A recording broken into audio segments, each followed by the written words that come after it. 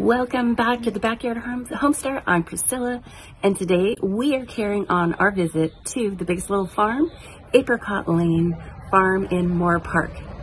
We're going to carry on, and next up are pigs, cows, and chickens.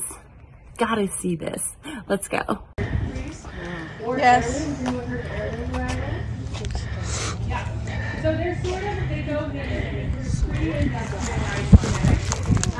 And so in the Industrial Revolution, a lot of the characteristics and quality of animals were sacrificed in the pursuit of quantity or quality. So we have all heritage breed and heirloom animals and plants to sort of preserve that genetic makeup that's so valuable. And so yeah, she gets her name from one being red. She's a little dirty right now. I gave her a little shower before you guys got up here. And maybe if she stands up, or if you've ever seen a picture of a red wattle, or Emma specifically, they have these nodes on their neck. Oh, yeah. And that is what the wattle is. Is anybody familiar with the purpose of the wattle? It's very, very important. Here, it's probably about 8 months right now, but she was born a runt, and runts will always grow and develop slower than their siblings. So both of her sisters became first-time moms this year. They're out farrowing far in one of our back pastures. We're getting in 1 more year to catch up with them, and hopefully she'll be doing that. What are you talking about? But Itty is Emma's great granddaughter. All of our kids are lineage with her, which is really nice for us to sort of still have her good, calm, inviting energy around the farm. This is actually Emma's woods. This is where Emma lived out her retirement, and when she passed away, we buried her right over here. So she's still nice and close. But both Itty and Emma are red wattle heritage breed pigs. Is anyone familiar with the term heritage breeds? No. Yes. So all of our animals are moving. So a really great quality about heritage breeds are not only do they still have that like pigginess that makes it a pig, or a chicken that makes it a chicken, but they're sort of born with the innate understanding on how to be on pasture and how to be in a native natural ecosystem, which is really great for us. It sort of becomes a mutualistic relationship. So by providing her pasture, she forages. Pigs are omnivorous, so she'll hunt for grubs or roots or anything that they sort of eat a little bit of everything. And in that process, she's disturbing the soil. Pigs require a little bit different movement than, say, a grazer or a cow, because they can be really destructive if they're unmanaged. There's sort of like an epidemic going on in the south right now with lots of wild pigs who are decimating huge swaths of land. So we make really mindful choices about how we're moving Itty and all of our pigs to sort of enhance the health of the soil around. You can see here, we fenced off the middle section. These are electric fence lines. And so as she will forage through and disturb this land, we'll put an electric fence around it to let it rest and regrow and reseed if need be. And as that's resting, she'll have access to all of this exterior, and she's sort of managed by eye, by just sort of institutional knowledge about when it's time to move her through. We sort of have dedicated pastures for our pigs because they are sort of interacting with the land a little bit differently than now. But not only is it good for her, she's sort of like itching all of those innate behaviors that she wants to have, and she's also helping us on our soil. So. Here is little Itty, and as we end with the pigs, I'm now joining on the little tram with Gay, and we're headed on over to see the cows.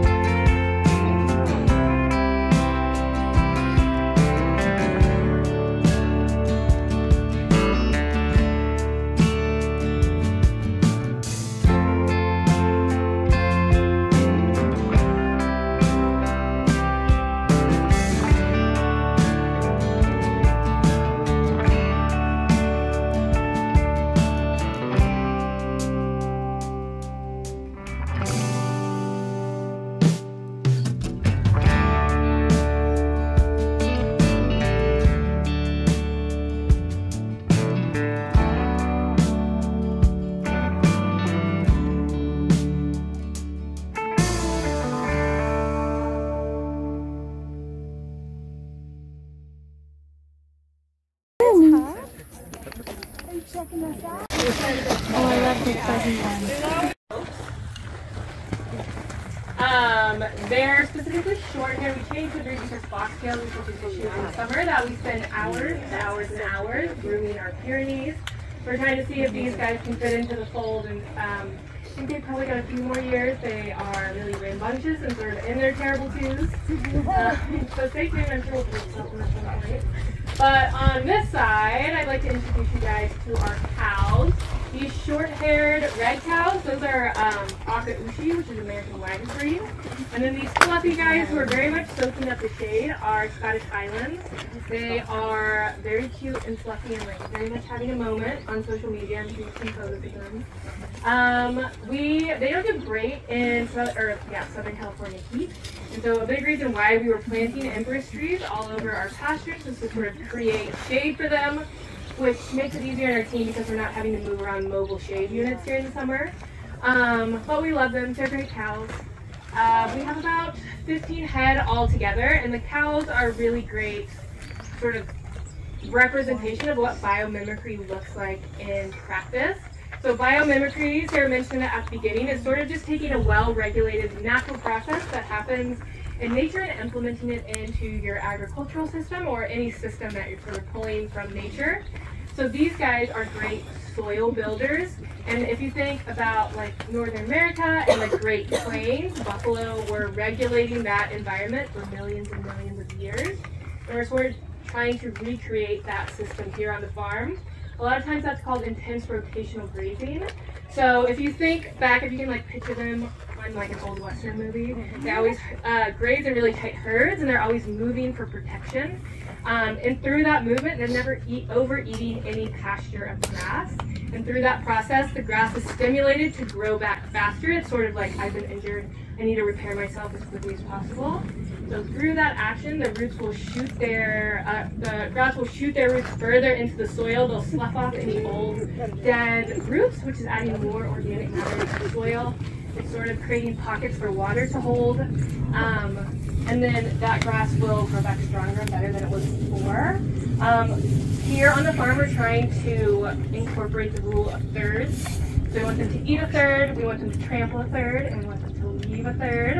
And all of those actions have different benefits to the soil. So their foot action is breaking down that grass into the soil. It's creating divots to slow down water so it has time to soak into the soil. By eating a third, they're never overstressing the grass so that we have sort of the optimal regrowth on the plains. Pasture might rest for years and years and years, but unfortunately we can't do that here. So that rule of thirds has regeneration in about 45 to 60 days, so we can move them through again. And then their waste. So cows are one of those animals that are putting more into their environment than they're taking out.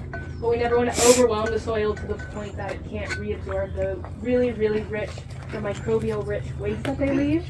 So in that rule and in that balance, we are able to have really healthy soil and really healthy pasture. And then these guys move about every 1 to 3 days, sort of depending on how active they are. All of our livestock team members are trained by eye to know when they're going to move. When we go see the chickens down below, you'll sort of see what that ratio looks like. And they make about 3 rotations of the farm every summer. Okay. Where near the end of the movie where you see Bodie, John, and Mom. Yes. That's Lemon Pepper Lane right here. Ah.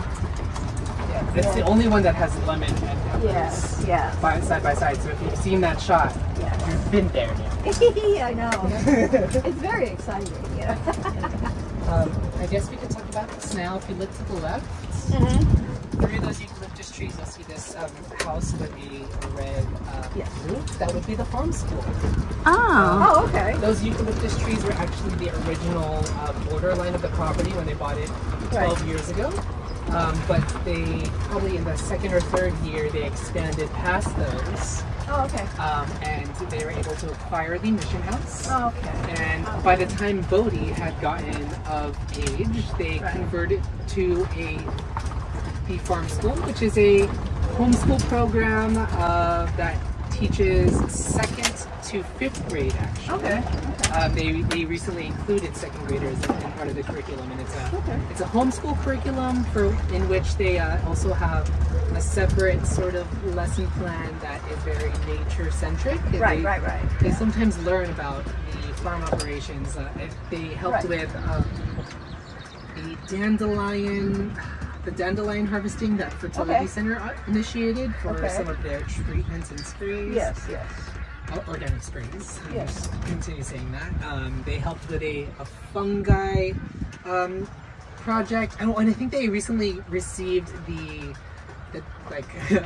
film team gave them a 72-page tracking sheet, so they'll be able to like see all of the paw prints on the floor and be like, what animal is this? Let me go through all 72 pages. Wow. They were part of our all farm meeting just on Tuesday, and they gave so much gratitude to all of the livestock team. They've been doing a lot of work with us recently because it was lambing season just last month, and so they were able to join in with our livestock program. Their diet is really a great additive, and then they're also very vocal. It also acts as like their foot action of scratching through that manure helps it break down faster. There are about 250 layers in this system, and we have anywhere between like 700 and 900 layers at any given time. We have 13 varieties of heritage chickens, and the breed of the chicken is what creates those different colored eggs. So like a Easter egger is the purple egg, an olive egger is the olive egg, Rhode Island Red lay is the creamy egg, and so by having a diversity of chickens, you get a really beautiful palette color. And then having them on an open pasture, they're foraging all day, which adds to their diet. And in turn, adding to their diet creates a really, really nutritional, thick, buttery egg. Chickens are sort of my favorite. They're like funny little creatures. We have roosters in our system. Roosters play a really important role in an open pasture system like this because we are inviting so many of these natural predators into our system. It's important that we protect them as best we can. So roosters have sort of like a harem of girls that he takes care of. They have anywhere between 16 and 20 that he'll take care of. They're very proud of that as well. But they're sort of always watching the sky for predator birds or hawks or owls or anything that might be a threat. And if they see something, they'll make a call and all of the chickens will run under the coop. So it's sort of like that first line of protection. Having an electric fence also is a great deterrent. At nighttime, all of our coops will have a dog. I know in the movie it was sort of like a timeline of us figuring out how to protect our chickens. And we've got a pretty good system now.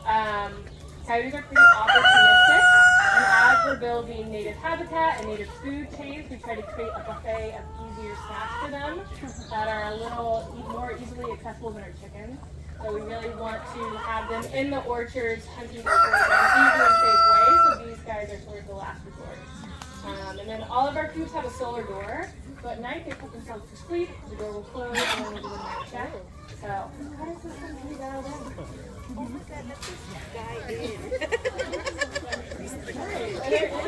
You'll also notice we have one chicken who's out, and her rooster is really figuring out what's going on. But chickens, they will hop back over the fence, and they're like biologically predisposed to put themselves in the fence, so they'll make their way back in. All of this audience probably will have a moment for a moment. You got it. You got it. Yeah, so they just put themselves, they will go back to wherever they woke up the night before. So a funny thing about it, like through moving the coop, you have to move the coop with the chickens inside because they'll go back to where they started. So you could move this coop like 100 feet that way and they would all come back to sleep.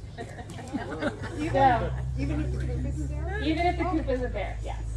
So we are usually pretty fine if they hop out because something in their head is triggered and they go home at night. Okay. Yeah. Do they produce eggs that you sell?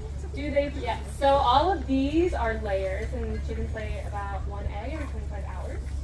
So we have about 700 to 900 eggs every day, which is really great for us. A lot of the time, the season will change their laying habits a little bit. They slow down a little bit in the winter, but for the most part, all the chickens are laying about every Oh wow. Yeah, if you come into the valley, it's always warm. It was 90. Yes. But then it dropped. Oh, now there's 2 out. Oh, So see, somebody came out to join. And they'll go back. she probably is going to tell her how to get back. Yeah. You know, Look at, they climb up that irrigation, We'll see. you always have a friend telling you how to figure it out. right? And now they're both You know. being trouble. Of the Jurassic Park line, nature. Now, Finds a where way. are the ones you were talking about? The guinea hens? Yeah. Oh. They're actually at the top of the property over by where we saw Eddie. Oh, okay. So they don't bother So you keep them separate? They just kind of stay. Alrighty, so that's the pigs, the cows, the guardian dogs, excuse me, and chickens. I hope you enjoyed it. Thank you, Jen, my sis from Summer Jen Farmstead, for all the vertical recordings of all the commentary. This is just a great place to visit. You gotta go there in person. It's amazing, absolutely amazing. If you haven't watched the movies, there's 2 of them now. There's The Biggest Little Farm and then The Biggest Little Farm Returns. I'll put those links down in the description. And remember, we have one last video. You've got to see it.